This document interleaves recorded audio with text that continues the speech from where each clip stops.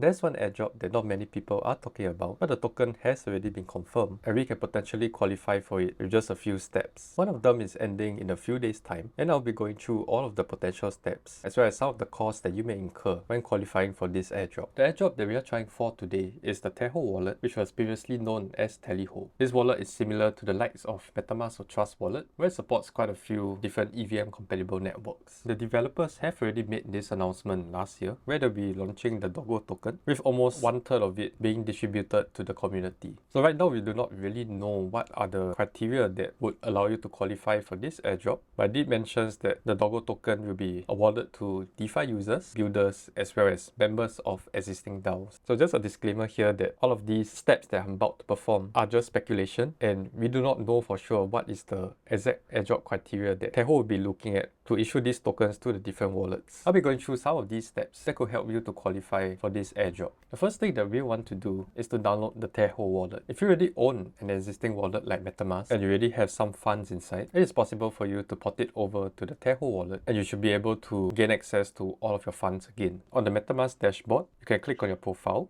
and go to settings. You can click on security and privacy and select review secret recovery phrase. After you enter your password, you'll be able to see your 12-word seed phrase that you can then transfer over to Taho. After you install the Taho extension, you can click on use existing wallet and select import recovery phrase. After you've entered your password, you can then transfer over your seed phrase that you've copied over from MetaMask. So I'm actually doing this the lazy way out, where I'm just copying it on my clipboard and then pasting it over on Taho. However, this is not the recommended way because your seed phrase has now been recorded in your clipboard's history, and this makes it even easier for hackers to know your entire seed phrase. I hope that you have already kept an offline copy of your MetaMask seed phrase, and a safer way of performing this transfer is by manually typing out the 12 words that you have already written on that piece of paper. And if you're wondering why I'm revealing my seed phrase just like that, this is actually an empty wallet that does not have any funds, and I'm not sharing my actual seed phrase that I use for my main wallets. After you have transferred your seed phrase over, you can click on import account and you will now have successfully imported your wallet. If you would like to confirm that you had imported the correct wallet, you can go to your MetaMask dashboard here,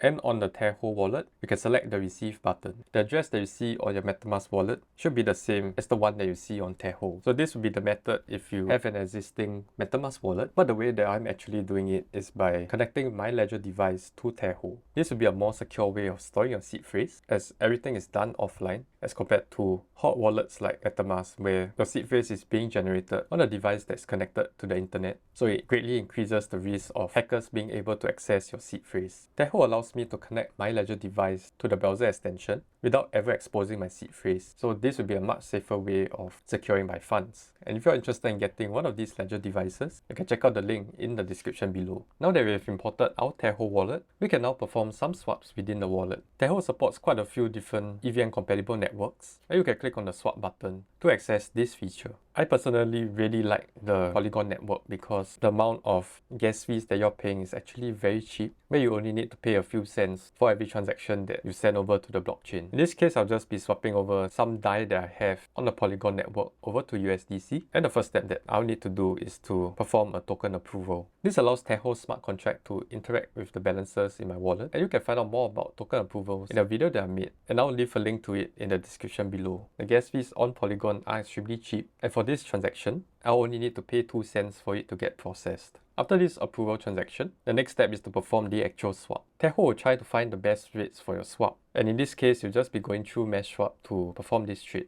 As I'm swapping over a very small amount of DAI, I'll actually be losing about 1 cent when I'm converting it to USDC. The estimated gas fee is about 8 cents, so that's rather cheap as well. And you may also want to take note of this DAO fee. There's like a swap fee that Taho charges you for every swap that you make on its router. 0.5% is actually quite expensive. You may not want to make such big trades using Taho swap, but it's actually still cheaper compared to MetaMask, where it charges you 0.875% for every swap that you make within the wallet itself. I've completed this swap, and similar to my MetaMask strategy, I would suggest that you try to generate as much volume as you can by swapping among these different tokens. I would suggest that you swap between stablecoins because the value is rather stable and you won't lose too much value as compared to swapping more volatile assets that can be found on the Polygon network. I'll just recommend that you perform some of these swap transactions here and there just to show that you are interacting with the smart contracts on Taho. Apart from just swapping your tokens within Taho wallet itself, you could also use this wallet when you're interacting with any decentralized applications. Let's say that you may be trying to farm for the Layer 0 airdrop. One of the main decentralized applications that you can use is Stargate, where you can bridge your tokens across different EVM compatible networks. What I can do is to connect my Taho wallet to the application, and this will be similar to how you connect your MetaMask wallet to any of these decentralized applications. So instead of using MetaMask, you can replace it with your Taho wallet, and you can try to perform your day-to-day transactions using this wallet. These are the tasks that you can perform every once in a while as you show that you are a consistent user of Taho. I'll be going through this task that will be ending soon, so you may want to do this as soon as possible. You can sign this community pledge on the Taho website, where it shows that we want to have greater decentralization within the Web3 community. It also mentions here that we could be eligible for future surprises, so who knows, this may just be